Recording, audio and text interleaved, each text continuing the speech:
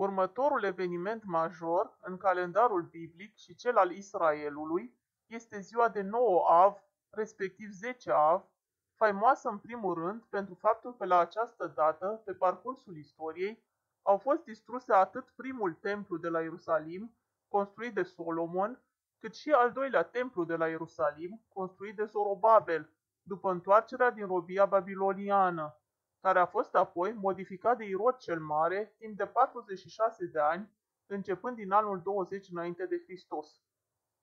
Data de 9 Av, respectiv 10 Av, coincide anul acesta cu datele de 6-7 august 2022 în Israel și 22-23 iulie 2022 biblic.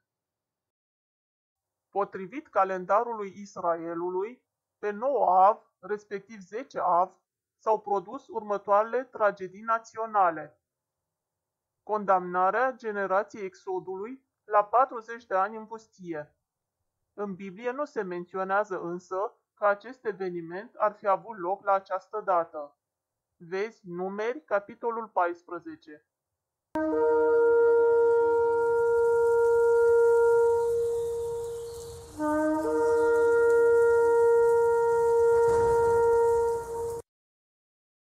Distrugerea primului templu de la Ierusalim de către haldeeni babilonieni.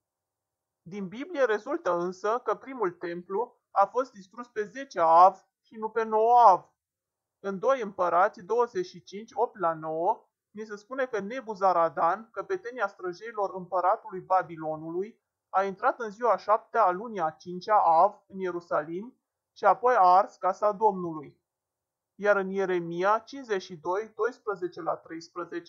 ni se spune că el a venit la Ierusalim în ziua 10 a lunii a 5-a Av și a ars casa Domnului.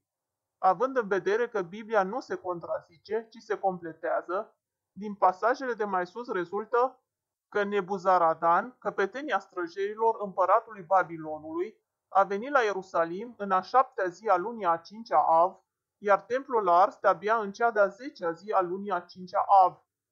Este totuși posibil ca templul să fi fost vandalizat în ziua de 9 Av, ca apoi să fie distrus complet prin ardere pe 10 Av.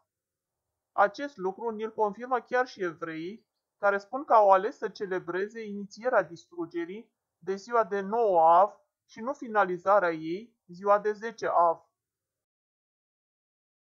Cauzele distrugerii primului templu și ducerii lui Iuda în robie se regăsesc în Ieremia 44, 1-6 și mai pe larg explicat odată cu ducerea în robia Israelului în 2 Împărați 17, 7-23. Ieremia 44, 1-6. Mustrarea iudeilor în Egipt.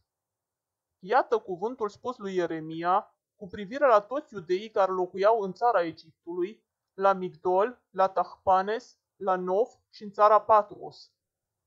Așa vorbește Domnul oștirilor, Dumnezeul lui Israel. Ați văzut toate nenorocirile pe care le-am adus asupra Ierusalimului și asupra tuturor cetăților lui Iuda. Iată că astăzi ele nu mai sunt decât niște dărâmături și nimeni nu mai locuiește în ele, din pricina răutății cu care au lucrat ca să mă mânie, ducându-se să tămâieze și să slujească altor dumnezei, care nu erau cunoscuți nici de ei, nici de voi, nici de părinții voștri. V-am trimis într-una pe toți slujitorii mei prorocii ca să vă spună: nu faceți aceste urăciuni pe care le urăsc. Dar ei n-au vrut să asculte, n-au luat aminte, nu s-au întors de la răutatea lor și n-au încetat să aducă tămâia altor dumnezei. De aceea s-a vărsat urgia mea și a izbucnit mânia mea în cetățile lui Iuda și în ulițele Ierusalimului, care nu mai sunt decât niște dărâmături și un pustiu, cum se vede astăzi. 2 Împărați 17, 7-23. Lucrul acesta s-a întâmplat pentru că copiii lui Israel au păcătuit împotriva Domnului Dumnezeului lor, care îi scosese din țara Egiptului, de sub mâna lui Faraon, împăratul Egiptului, și pentru că s-au închinat la alți dumnezei.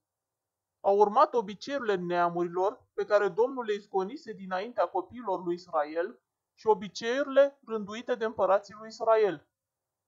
Copiii lui Israel au făcut pe ascuns împotriva Domnului Dumnezeului lor lucruri care nu sunt bune și au zidit înălțimi în toate cetățile lor, de la tururile străjerilor până la cetățile întărite.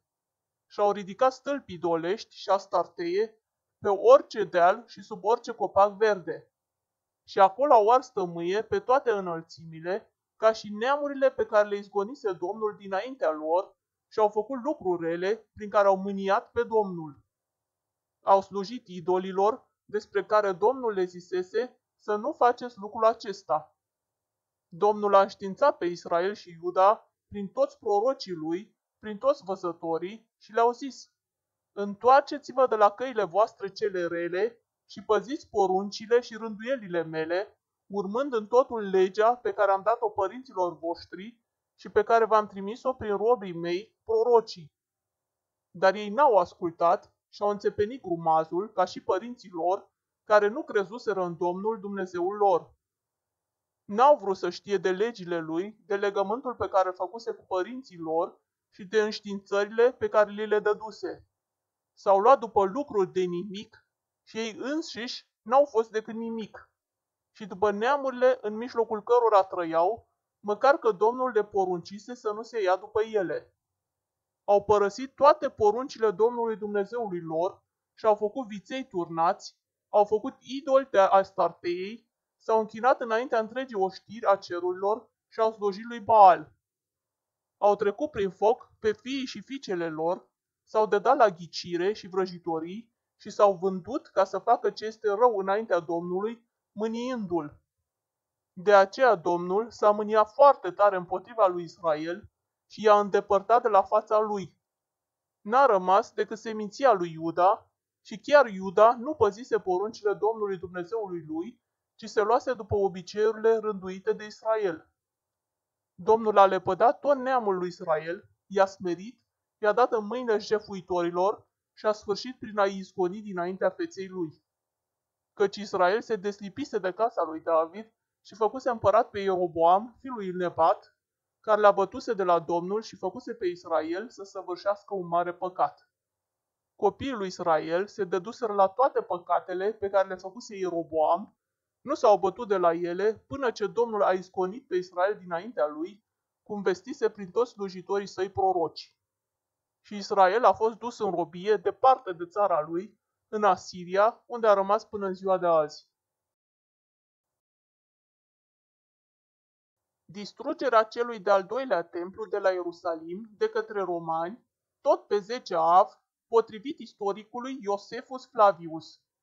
Acest eveniment a avut loc în anul 70 după Hristos, iar Domnul Iisus l-a profețit în Matei 24:2, Marcu 13:2 și Luca 21:6.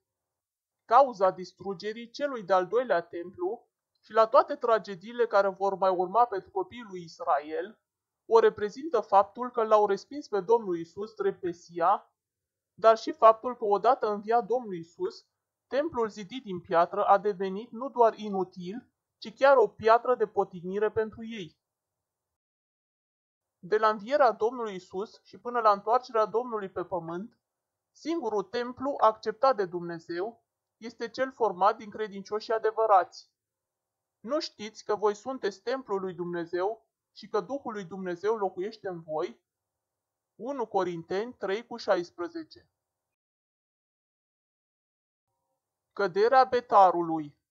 Revolta lui Bar Cochba a avut loc în Iudeea în perioada 132-135 după Hristos, fiind condusă de Shimon Bar Cochba. După plecarea lui Hadrian din Iudeea, evreii și-au început rebeliunea pe scară largă împotriva Imperiului Roman.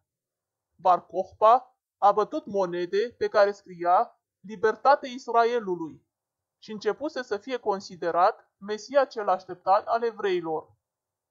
Domnul Iisus le spusese evreilor și asta mai dinainte.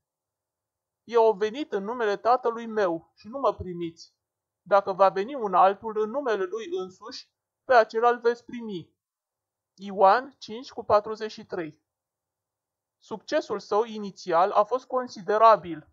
Pentru a învinge pe evrei, Roma a pus în luptă inițial 3 legiuni, aproximativ 50.000 de soldați, pentru a opri rebeliunea, dar după distrugerea legiunii a 22-a, Deioteriana, este posibil ca romanii să fi implicat în lupte și alte legiuni. Războiul a durat 3 ani, până în anul 135 după Hristos. Bătălia finală s-a dat la Betar, sediul general al lui Bar Kokhba.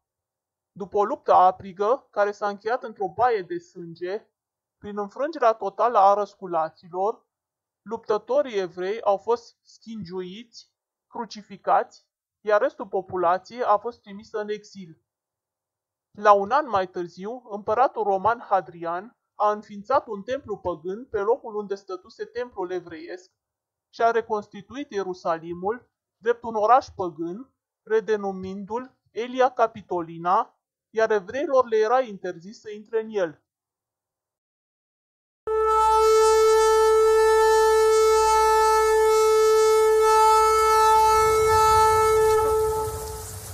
Expulzarea evreilor din Anglia la ordinul regelui Eduard I în anul 1290. Expulzarea evreilor din Spania la ordinul regelui Ferdinand al II-lea de Aragon și al reginei Isabela I a Castiliei în anul 1492. Iată aici o hartă a expulzărilor evreilor din Europa între anii 1100 și 1600.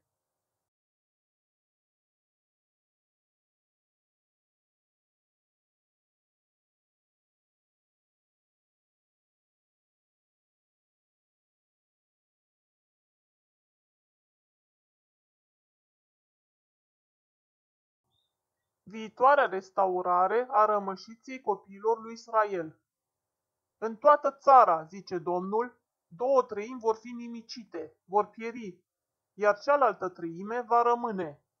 Dar treimea aceasta din urmă o voi pune în foc și o voi curăți cum se curățește argintul. O voi lămuri cum se lămurește aurul. Ei vor chema numele meu și voi asculta. Eu voi zice, acesta este poporul meu. Și ei vor zice, Domnul este Dumnezeul meu. Zaharia 13, 8-9.